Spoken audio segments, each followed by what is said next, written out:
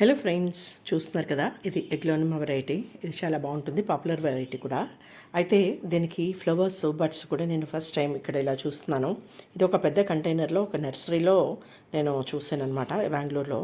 So అప్పుడే అనిపించింది అచ్చే మంచిగా బుషిగా వచ్చి లాంగ్ టైం అయితే ఇది కొంచెం మంచిగా ఫ్లవర్స్ వస్తాయి అని.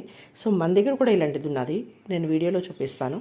అలాగే కొన్ని టిప్స్ కూడా చూపిస్తాను ఫ్రెండ్స్, చూడండి.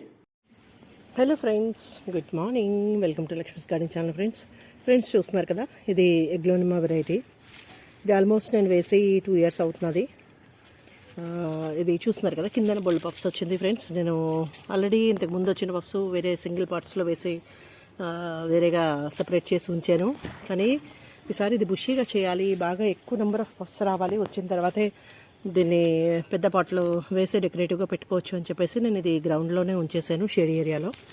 సో ఇదైతే ఫ్లవర్ వచ్చింది ఫ్రెండ్స్, మీకు చూపిద్దామని ఈ వీడియో చేస్తున్నాను. చూడండి, చూస్తున్నారు కదా.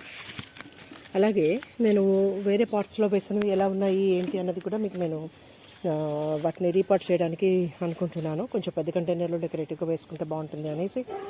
సో దానికి చూపిస్తాను ఫ్రెండ్స్ ఎలా చేస్తున్నాను. సో చూడండి, ఇది ఎంత బాగుందో కదా ఫ్రెండ్స్. సో మనకి ఇదైతే ఫ్లవరు చూస్తున్నారు కదా, మన లిల్లీ ఫ్లవర్ లాగే వచ్చింది షేపు.